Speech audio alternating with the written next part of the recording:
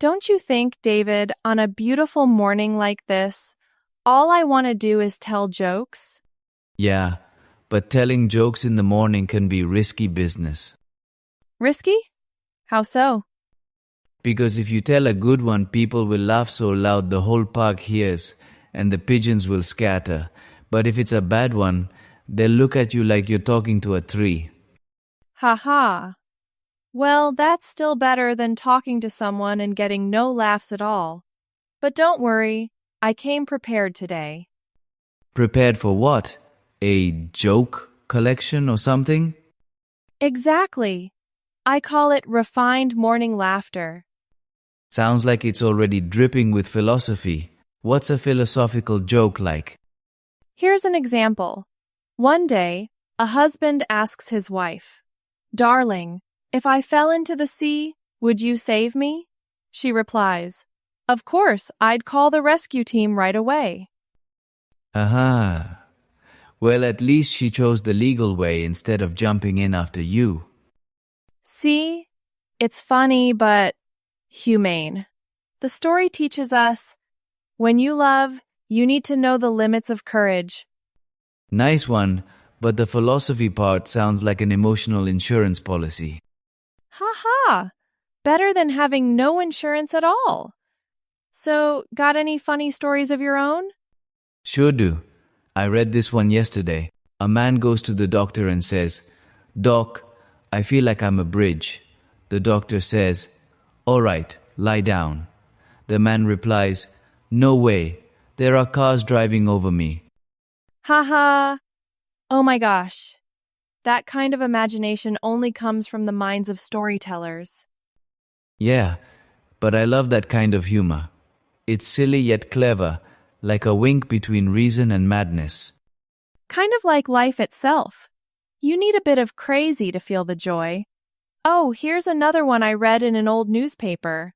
A guy goes to a job interview.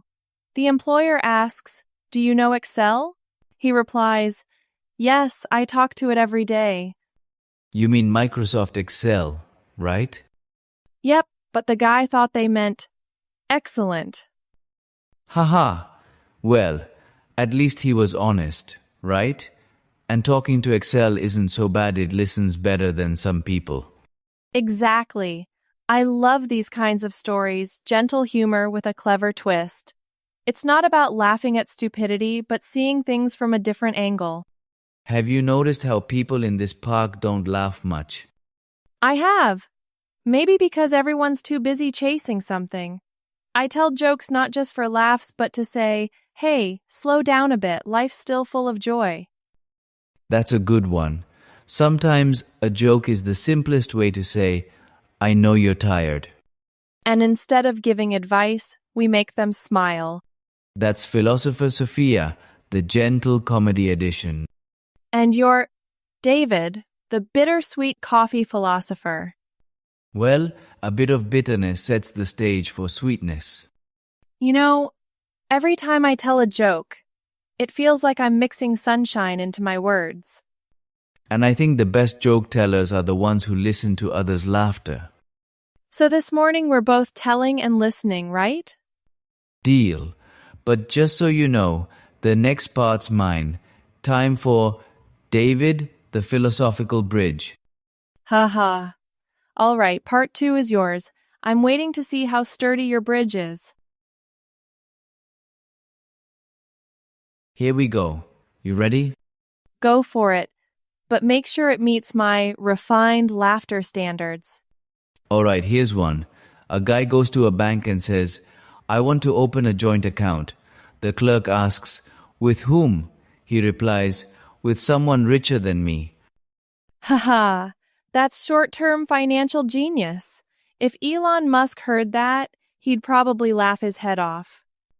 Honestly, it shows me that people aren't poor in ideas, just in reality sometimes. That's a philosophical gem. I'm writing that one down. I love humor that makes you laugh and think. Like 1 second of joy, 3 seconds of reflection? All right, here's another. A 70-year-old man goes to the gym and the trainer asks, "What's your goal?" He says, To live long enough to see my membership fee refunded. Ha ha. Oh my gosh, that's slow burn but deep humor. I love that old man. Practical, yet with a clear goal. Yeah, the best part is he didn't say live longer but see the refund. You laugh, and then it feels kind of sweet. Sometimes the best jokes are the ones closest to reality. They don't need to be complex, just hit the right human note to make you smile. Totally. Here's another I couldn't stop laughing at. A teacher asks a student, if I divide a cake into 8 pieces and you eat 3, how many are left? The kid says, I'd still be hungry. Ha ha. Spot on. If I were the teacher, I'd give a 10 for emotional honesty. Kid humor, but so real. Adults count numbers, kids count feelings. Exactly. Sometimes humor is just a child's way of seeing the world, something adults forget. That's going in the Sophia Quotes Hall of Fame. Seriously, sometimes I think adults are afraid to laugh because they don't want to seem naive. And what's wrong with being naive? A naive smile is still prettier than 100 sophisticated frowns. That's a keeper. All right, one more story, this time about high school romance. I'm listening. A guy gives his girlfriend a notebook. She asks, what's this for? He says, so you can write down all the ways I make you happy. A month later, she returns it still blank. Haha. Oh my gosh. Short but brutal. That's sad humor at its finest. Yeah, you laugh but feel a little tug at the heart. I call it laughter with emotional depth. That's everyday philosophy right there. I think sad jokes like that are great. They don't hurt anyone but make you pause for a moment. Exactly, like after you laugh, you wonder, have I ever been like that? Probably. We all forget to make others happy sometimes and then wonder why they're so quiet. All right, let's lighten it up. A guy calls a pet store. Do you have a talking parrot? The clerk says, yes, but it talks a lot. He replies, no problem, I'm buying it to replace my ex. Haha. Well, at least the parrot knows when to stop talking when it's tired. Haha, nailed it. The best jokes come from things that are too true. I think we laugh not just because it's funny, but because, deep down, we see ourselves in it. Laughter's the lightest way to accept the truth. Yeah, maybe that's why jokes exist, to help us digest reality a bit easier. Cheers to the philosophy of laughter. To the storytellers and those who laugh at the right moment. You know, my favorite moment is the quiet after a laugh, when everything feels peaceful and my heart feels lighter. Because that's when you let go of a little sadness. Exactly, and you can start over with a new smile. Right.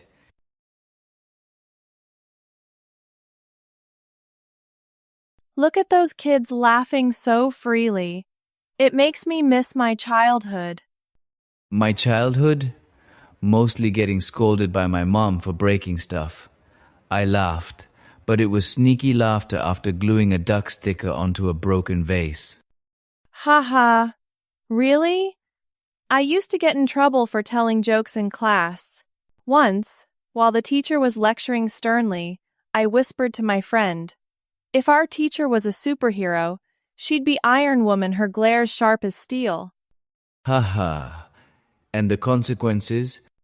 The whole class burst out laughing, and I got called to the front to discuss ethics. The teacher asked, anything to say?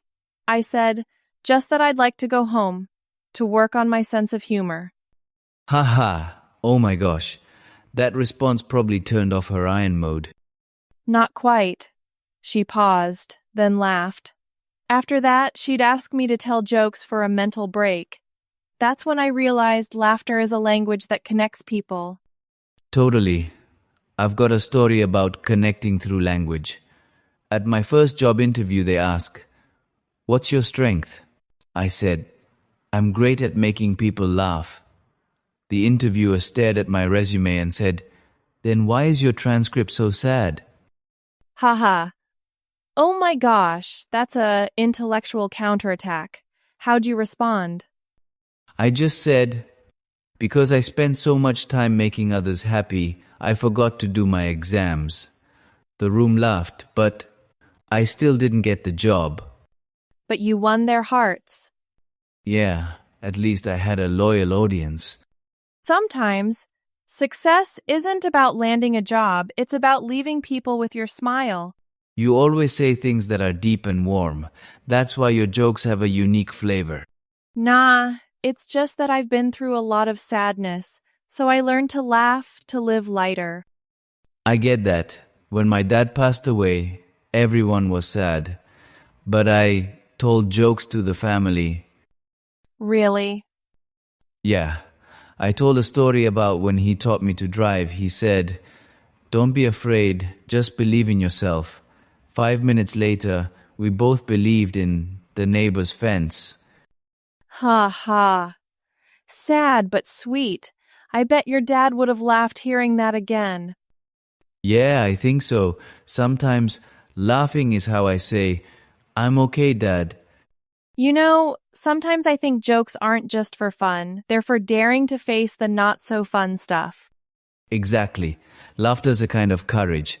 Like when we smile at failure, not because it doesn't hurt, but because we choose to keep going.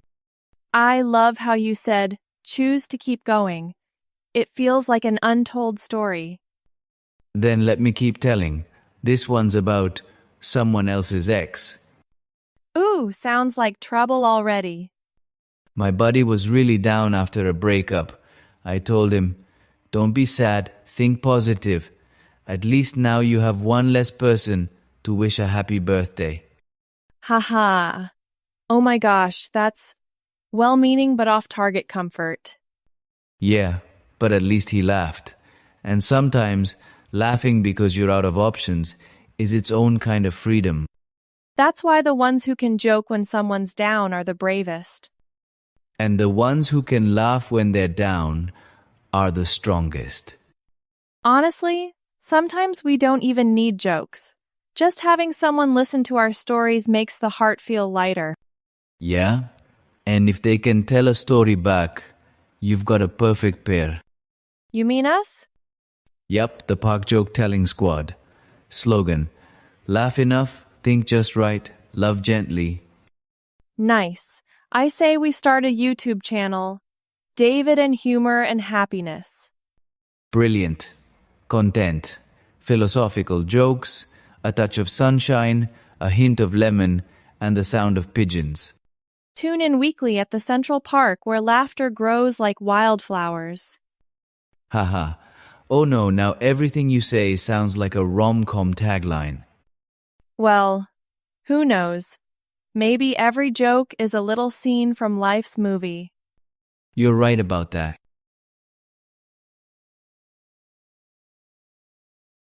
Have you noticed how every afternoon here has this honey orange glow? Sitting here like this, time feels kinder. Yeah, like the whole world's breathing slower. Nothing soothes the soul like an afternoon that knows how to laugh. Speaking of laughter, I've got one last story for today. Ooh, the finale belongs to the queen of refined laughter. Go for it, I'm ready. So, there's this old man who buys a newspaper every morning, reads it for 5 minutes, then tosses it. Same routine every day. One day, the vendor gets curious and asks, "Sir, what are you looking for in the paper?" The old man says, "My obituary." The vendor gasps, "But you're still alive." The old man smiles, "Yeah, so I check every day to make sure." Haha, that's calm to the point of immortal humor. The world would be so peaceful if everyone had that kind of wit. The beauty is he's not afraid of death, he's just afraid of being forgotten. It's funny, but there's a deep desire to live fully in there. Yeah, some jokes are like mirrors reflecting both joy and fear. I've got a little story too, call it the tale of persistent humor. Sounds serious. There's this guy, Tom, determined to learn the guitar. After 3 months, his neighbor knocks and asks, "Have you finished learning yet?" Tom says, Not yet, why? The neighbor replies, I'm asking so I can plan my move. Haha. Oh my gosh, that's neighbor's nightmare humor. But props to him for sticking with it. Yeah, sometimes in life, you've got to be so persistent you drive others crazy. But at least you're doing what you love. That reminds me of a quote.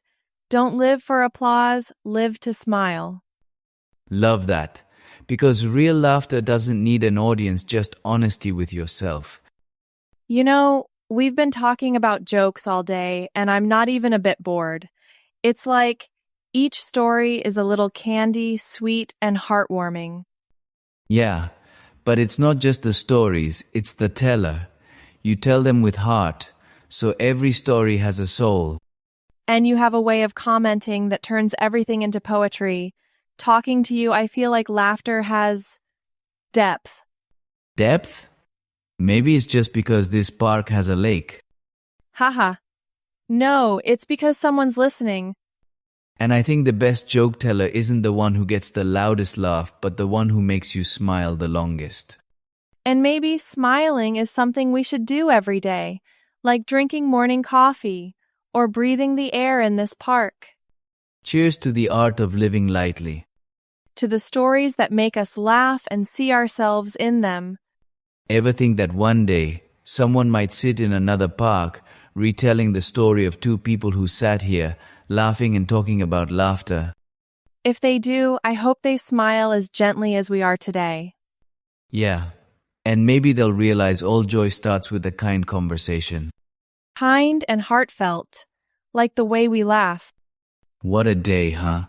A day where nothing else matters but laughter.